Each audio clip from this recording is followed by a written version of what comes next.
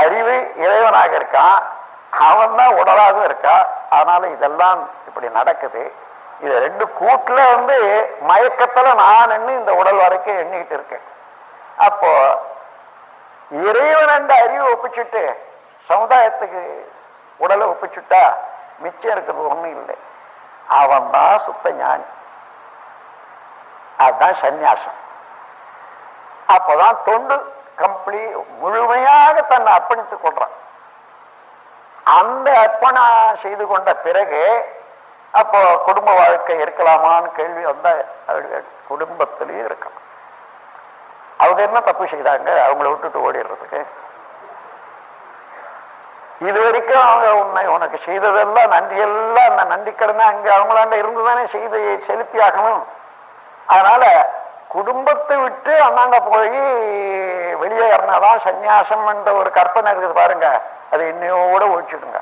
குடும்பத்தை விட்டு டெல்லியில ஒரு அன்பர் இருந்தாரு. அவர் 1700 ரூபாய் சம்பளம், 4-5 குழந்தைகள். அவர் என்னவோ அப்படி அடிக்கடி சொல்லுவார், நான் போயிட போறேன் வெளியில, நான் சன்னியாசம் வாங்கிட போறேன், நான் ஆசிரமத்துக்கு போறேன்னு சொல்லி இந்த சொல்லு கேட்டு கேட்டு கேட்டு அந்த அம்மாவுக்கு ரொம்ப வருத்தம், குழந்தைங்களுக்கும் வருத்தம். என்னண்ட இந்த பேச்சு வந்தது. அப்புறம் அவருடைய நண்பர் ஒருத்தர் கொண்டு இனிஷியேஷன் பண்ணி வச்சாரு.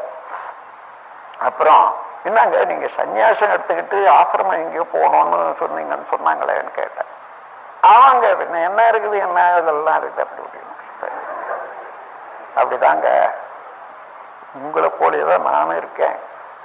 ஆனா அங்க பொண்ணு நீங்க இங்கேயும் இடம் பார்த்து வச்சிருக்கீங்க பொழுது, எனக்கு அந்த இடம் தெரியல. 2 பேரும் சேர்ந்து நாளை காலையில புறப்படலாம். நான் எப்பவும் தயாருங்க, எப்பவும் தயாருங்க. சரி, ஒரே ஒரு கேள்வி, அடுத்த வேளை சாப்பாட்டுக்கு நாம் என்ன செய்யலாம்?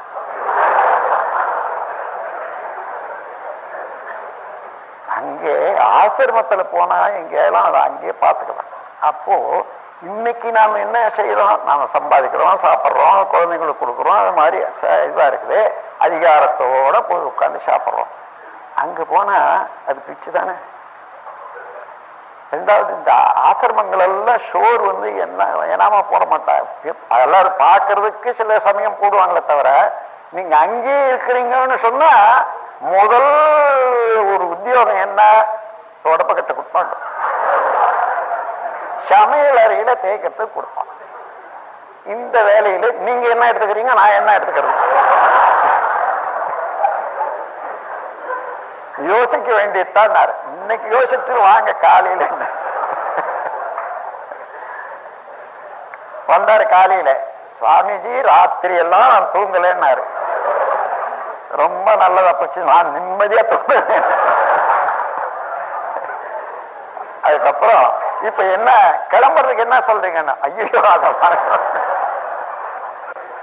அந்த மாதிரி இந்த கற்பனையினால ஒண்ணு அது மேல இது மேலன்னு சொல்லி இருக்கிறத விட்டுட்டு இப்ப என்ன நமக்கு வேண்டியது? நமக்கு என்ன இருக்கிறதோ அதை நல்ல மாதிரியாக வைத்துக்கொண்டு அனுபவிப்பது என்பது இன்னைக்கு உள்ள நிலையிலே திருப்தி அடைவது.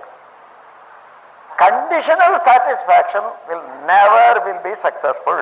அதாவது எனக்கு அது கிடைச்சதுன்னா நான் திருப்தியா இருப்பேன் எண்ணினால் ஒரு காலம் அது கிடைச்சா கூட திருப்தி இருக்காது. காரணம் என்னன்னா, அது கிடைத்தால் என்று சொன்னா அது கிடைச்ச உடனே அதை விட்டு இன்னொன்னு வேணும், இப்படியே போயிட்டே தான் இருக்கும் அறிவு. அதனால திருப்தி ஏற்படவே. இன்றைக்கு நீங்க திருப்தி அடையலன்னா உங்களுக்கு இருக்கக்கூடிய வசதி, உங்களுக்கு இருக்கக்கூடிய ஒரு செல்வாக்கு, எதுவா இருந்தாலும் நீங்க எந்த நிலையில இருந்தாலும் சரி. ஒரு அன்பர் சொல்றாரு, நான் நிறைய கடன் பட்டுட்டுங்க. சரி, எப்ப கடன் பட்டீங்க? நான் இது 5-10 வருஷமா. அன்னைக்கு இல்லையோ அதை யோசனை பண்ணணும். சரி, இன்னைக்கு என்ன பண்ண போறீங்க? அவங்களுக்கு எல்லாம் கொடுக்கணுமே இல்லையோன்னு. ஆமா. இல்லைங்களே, நீ இல்லாத போது எப்படி கொடுப்ப? நீ ஏன் வாங்கணும்? அவங்க இல்லையோ நீ வாங்கிட்ட, நீ நல்ல மனிதன் இருந்தா கொடுக்க போற, இல்ல போற என்ன செய்ய வேணும்? எப்படி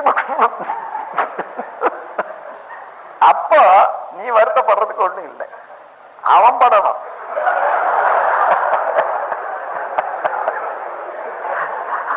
அப்படி விட்டுடு, அப்போ உன்னுடையது இல்லை. ஆனா கட்டாயம் நீங்க உழைச்சு பாருங்க, வந்தா கொடுத்துடுங்க.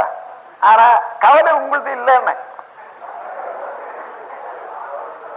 அந்த மாதிரியில நாம் எதையாவது இழுத்து போட்டுக்கிட்டு அப்புறமா சந்தோஷப்படுவோம், திருப்தி வரும்னு நினைக்கிறது இருக்குதே, அது திருப்தியே வராது.